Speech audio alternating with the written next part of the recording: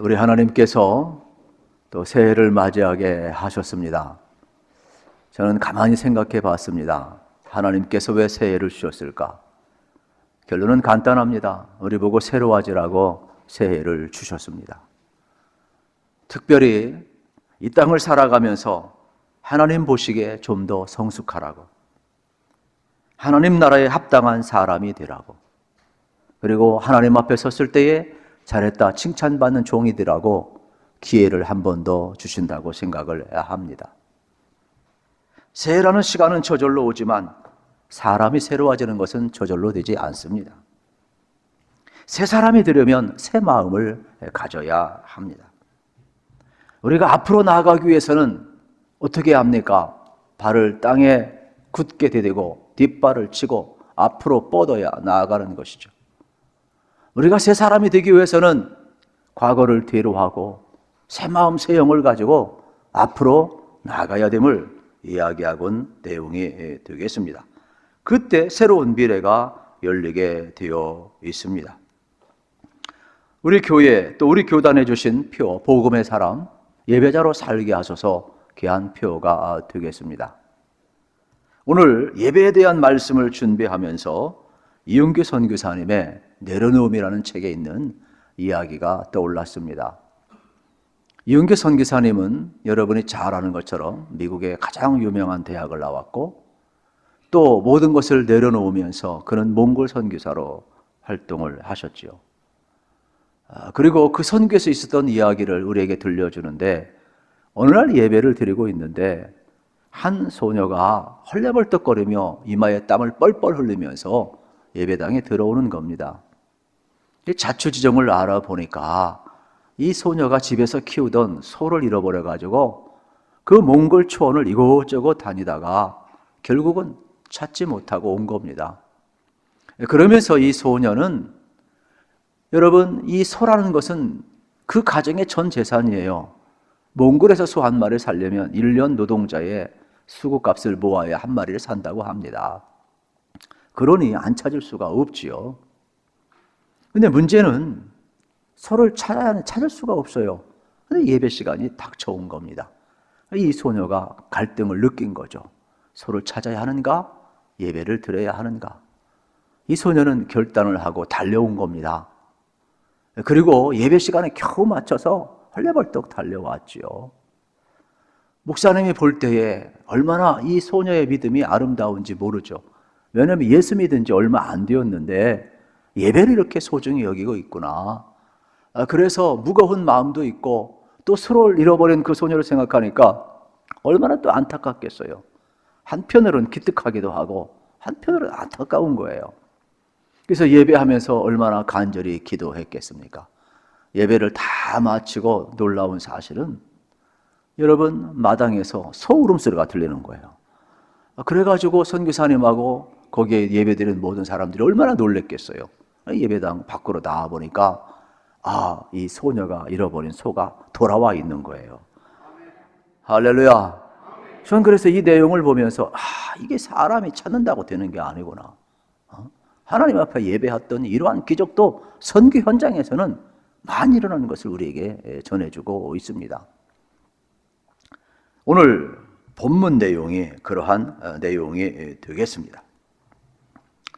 특별히 여러분, 우리가 인생길을 걸어가면서 예배를 드리는 것이 얼마나 소중한지 다시 한번 우리에게 가르쳐주고 있습니다. 예배에 대한 마음은 사람마다 다 다른 것 같아요.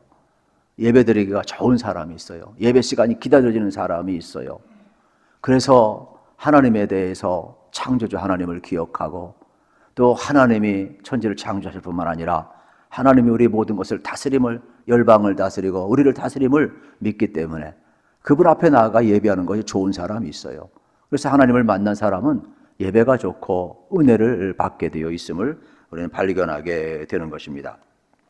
실질적으로 여러분, 하나님을 만난 사람은 예배할 수밖에 없는데 창세기 28장에 보면 야곱이 형을 속이고 축복은 받았지만은 결국 도망자의 신세가 되지 않습니까? 그래서 이제 광야에서 루스 땅에서 잘 데가 어디 있어요? 그냥 하늘을 지붕 삼고 별을 바라보면서 그냥 돌베개 베고 잠을 잤죠. 그런데 그곳에 하나님이 나타나시잖아요. 야곱이 깜짝 놀래요. 아니, 하나님이 이곳에서도 나와 함께 하시다니. 얼마나 놀랬던지 그런 결단을 해요. 하나님, 나로 하여금 다시금 내가 고향 땅에 돌아오게 하신다면 내가 이곳에 주의 전을 세우겠습니다. 그리고 거기에 제단을 쌓는 장면을 보게 되는 거죠. 하나님 앞에 감사했다는 거죠. 하나님 앞에 예배했다, 이러한 내용이 되겠죠. 그러니까 하나님을 발견한 사람, 하나님을 만난 사람은 첫 번째 터져나오는 게 뭐냐? 예배예요. 감사예요. 우리 나만 장군 이야기도 우리가 한 가지만 기억하는데 그 다음 이야기를 여러분에게 해드리고 싶어요. 엘리사 시대 때에 아람 나라는 강대국이었어요. 그래서 이스라엘 사람들을 포로 끌고 갈 정도로 강대국이었거든요.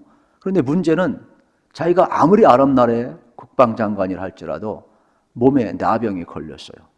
그래서 자기 나라에서는 의술로 고칠 수가 없어요. 얼마나 노력을 많이 했겠어요. 그런데 포로 끌려온 한 계집종이 이야기를 합니다.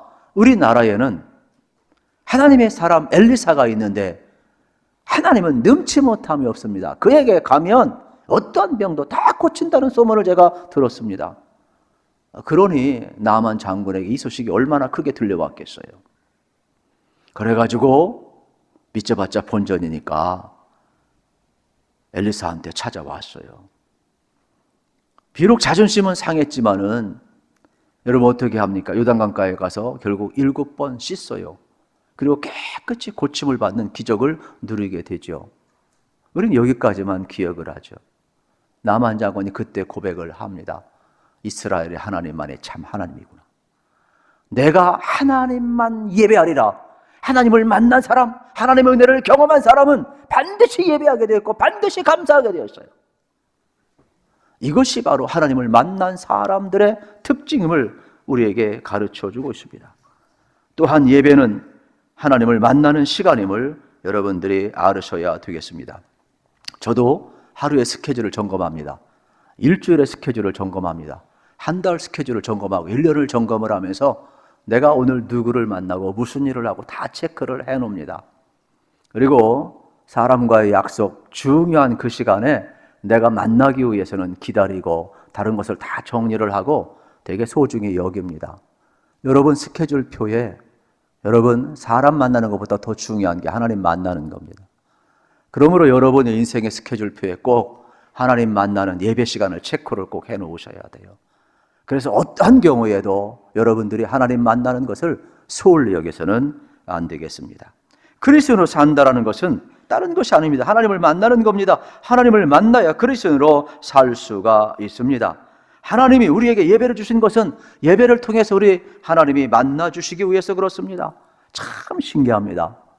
예배를 드리면 힘이 나요. 예배를 드리면 기쁨이 나요. 예배를 드리면 하나님을 아는 만큼 나를 알아요.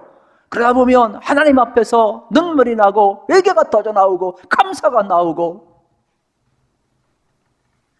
기도의 문이 열리게 되는 것이죠. 하나님을 만난 사람은 예배를 드리다 보면 계속 달라져요. 왜요? 하나님과 함께 하니까 달라질 수밖에 없지요. 예배를 드릴 때 우리는 하나님의 임재를 경험하게 되는 겁니다. 그래서 어떤 성들은 예배를 드리면서 이러한 은혜를 경험해요. 내가 주인 줄 알았는데 하나님이 주인인 것을 깨달아요. 노래하는 사람도 내가 잘나서 노래하는 줄 알았는데 나를 드러내기 위해서 노래했는데 그게 아니에요. 하나님을 드러내야 되겠구나. 찬양할 때도 그래요. 너무 카타르시스에 빠져서 막 눈 감고 자기를 드러내는 사람 얼마나 많은지만 그런 사람 조심해야 돼. 노래가 아니에요. 노래가 주님을 드러내야 돼. 주님을. 예배하고 여러분들이 하나님 앞에 서게 되면 내가 나도 모르게 바뀌어감을 우리는 발견을 할 수가 있는 겁니다. 그리고 말씀이 성취되감을 경험하고 기도했는데 하나님이 나를 바꿔감을 경험하고 있어요. 그래서 예배는 하나님이 나를 만나줄 뿐만 아니라 나를 변화시키는 귀한 시간임을 경험을 하게 됩니다. 하나님 앞에 예배 드릴 때 여러분, 하나님 우리를 만나주겠대요. 그리고 우리를 도와주겠대요. 하나님께서는요, 우리가 마음으로부터 드린 예배를 기뻐 받으심을 알으셔야 되는 겁니다.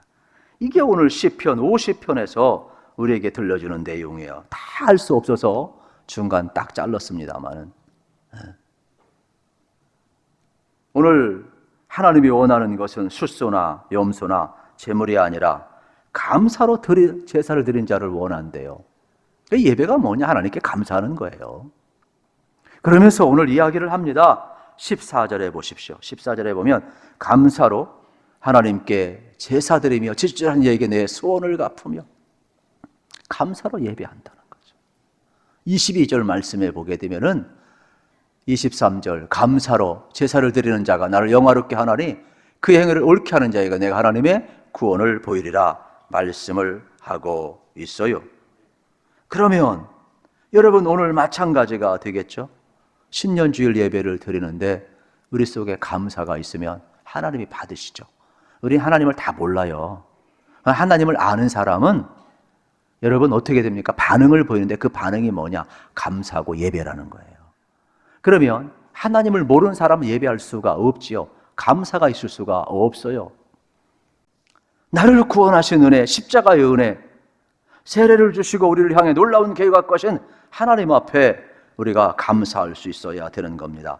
저는 올 한 해 복음의 사람, 예배자로 살게 하셔서 귀한 지혜 우리에게 주셨는데 여러분들이 다시 한번 하나님을 알아가는 그 지혜와 지식이 깊어지시고 정말로 창조주 하나님, 구원의 하나님, 우리 모든 것을 다스리는 하나님을 고백하시면서 그 하나님 앞에 감사하기를 축복합니다. 이것이 우리의 예배예요. 이것이 우리의 삶의 예배인 거예요. 감사를 잃어버리면 예배가 아니에요. 하나님께서 숫소를 드리고 그러면 숫소를 드시겠느냐? 염소를 드리면 그 염소의 피를 마시겠느냐? 그럴 리 없다. 그래서 13절에 참 재미난 표현이에요. 내가 숫소의 고기를 먹으며 염소의 피를 마시겠느냐? 아니라는 것이죠. 그러면 하나님은 왜 제물을 바치라고 그랬어요? 왜 번제물을 바쳐야 됩니까? 제물에 우리의 마음이 있기 때문이에요. 하나님이 원하는 것은 숫소나 염소가 아니라 우리의 마음이에요. 그래서 누가복음 12장 33절에 보면 너의 보물이 있는 곳에 너의 마음도 있으니라 말씀하고 있어요. 우리에게 여러분 하나님 앞에 드릴 수 있는 것은 우리의 마음을 드리는 거예요. 마음이 없으면 아무것도 아닌 거죠. 여러분이 본질적으로 깊이 생각해 보면 감사하는 게 없어요. 이러한 세상에 살아가는 게 얼마나 감사한지.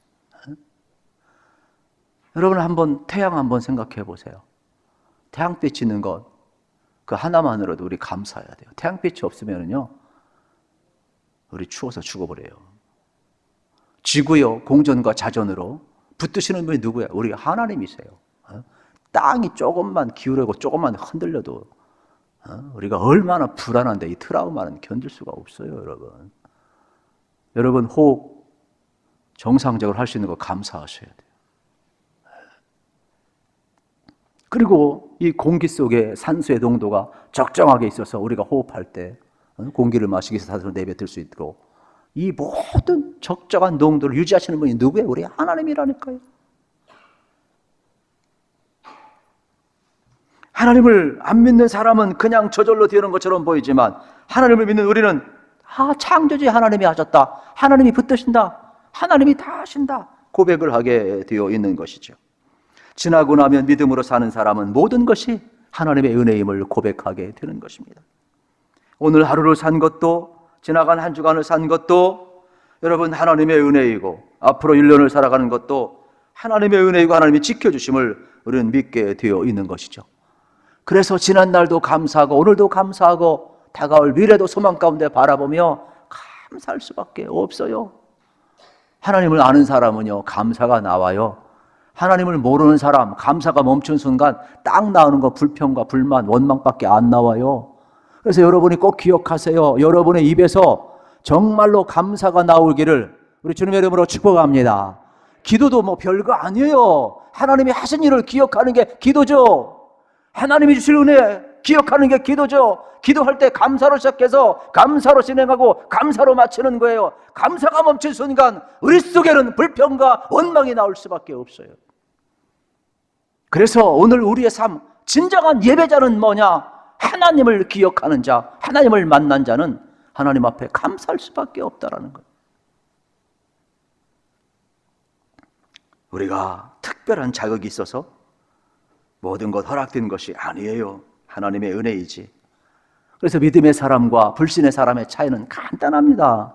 하나님의 은혜를 기억하기 때문에 감사하는 거고, 하나님을 모르기 때문에 원망하고 불만족에 사는 겁니다. 그래서 믿음의 사람은 하나님의 은혜 때문에 감사하는 것이지. 심지어 오늘 15절에 보십시오. 이렇게까지 이야기합니다. 환난 날에 나를 부르라. 내가 너를 건지리니 네가 나를 영화롭게 하리라. 할렐루야. 여러분, 어려운 날에 하나님을 부르라는 겁니다. 이게 하나님을 영화롭게 한다는 겁니다. 하나님이 우리를 붙들어주는 밧줄을 내리겠다는 겁니다. 그 밧줄을 붙드는 게 영화롭게 한다는 겁니다. 하나님 앞에 나아가면, 하나님 앞에 부르짖으면 내가 너를 도와주는데 그걸 그대로 받아들이면 그게 하나님을 영화롭게 하는 것이라는 거예요. 그러니까 환난 날에 시험 받지 말라 이 말이에요. 베드로전서 2장 19절 20절도 동일한 말씀 우리에게 전해줘요. 같이 한번 읽읍시다. 부당하게 고난을 받아도 하나님을 생각함으로 슬픔을 참으면 이는 아름다우나 죄가 있어 매를 맞고 참으면 무슨 칭찬이 있으리요. 그러나 선을 행함으로 고난을 받고 참으면 이는 하나님 앞에 아름다우니라. 아멘. 여러분, 죄가 있어서 매 맞고 여러분 참으면 그건 아무 칭찬이 없지만, 선한 일을 행하다가 믿음대로 살다가 여러분 고난이 오면 오히려 감사하세요. 그게 복이라는 거예요. 얼마나 놀라운 말씀을 하고 있는지 몰라요. 하나님 앞에서 아름다운 일이라고 이야기를 하는 것입니다.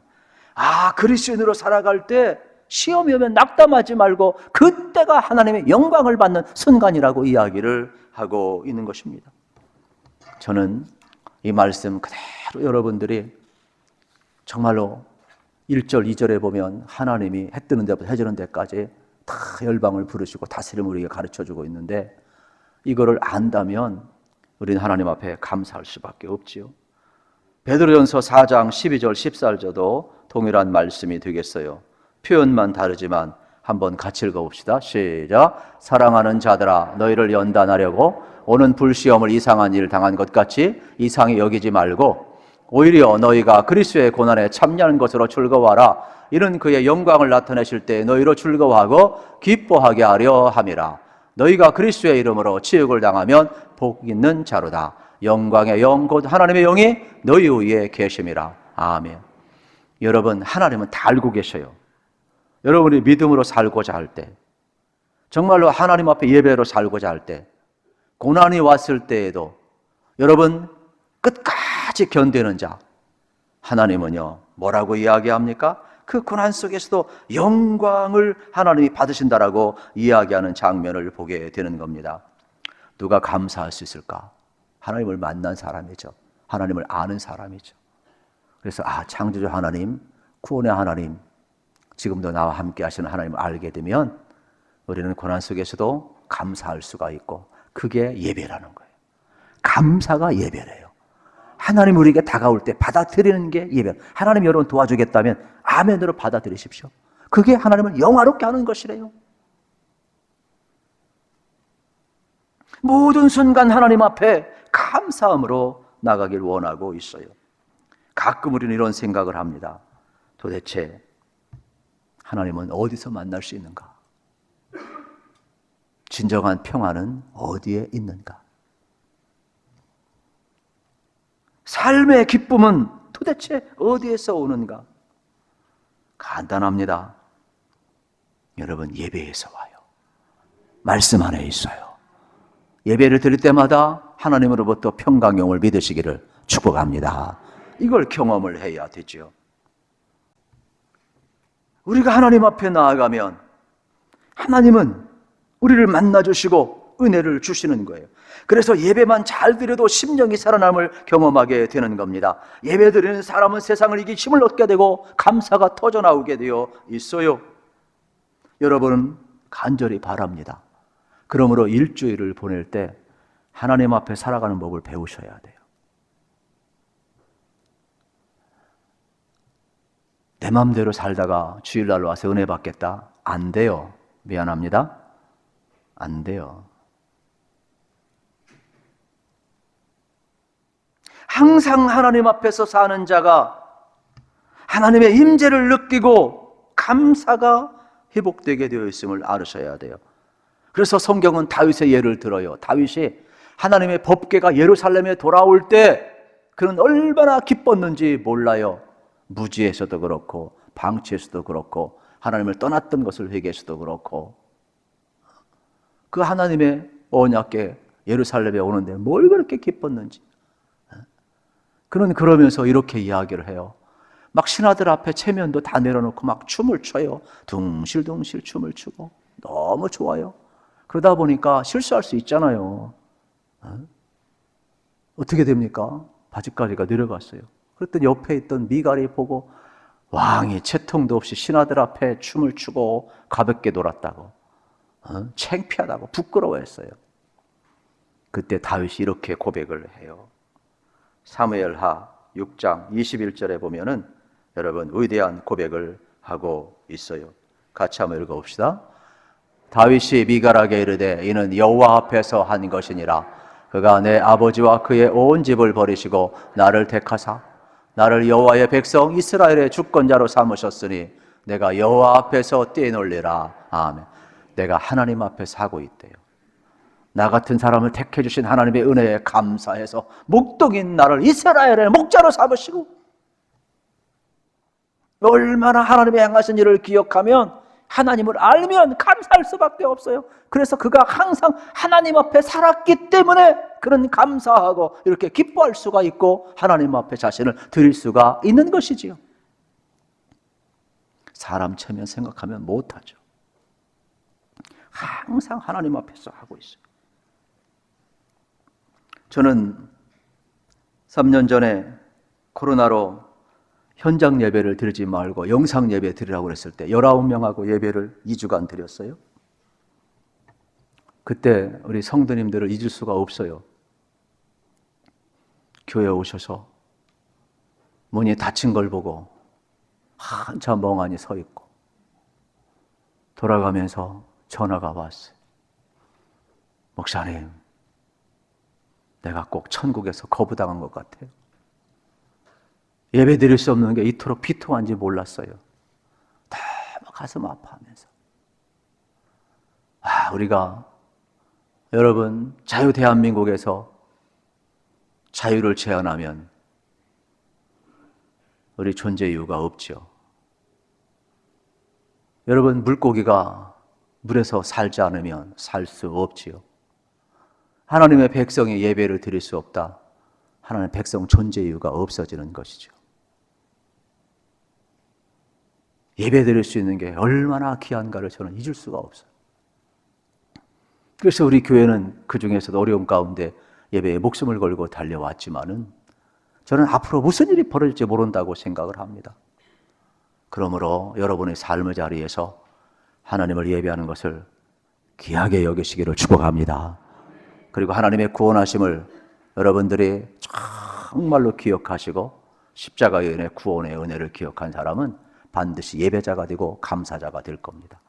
여러분의 삶의 자리 속에서도 여러분 감사를 통해 하나님을 예배하는 자가 되시기를 우리 주님의 이름으로 축복합니다.